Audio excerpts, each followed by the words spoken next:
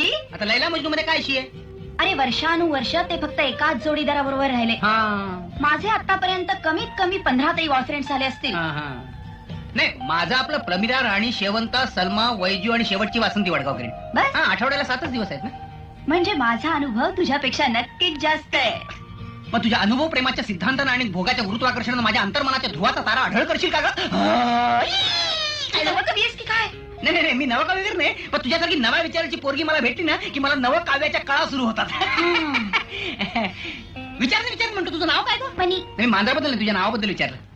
मनीषा. अच्छा अच्छा. तुझं नाव काय? ढोल. नावाबद्दल विचारते. हे अरे आडनाव चांगलं नसेल तर फक्त नाव सांगावं. नाही, पण आडनाव चांगलं असणं माझ्या हातात नव्हतं ना.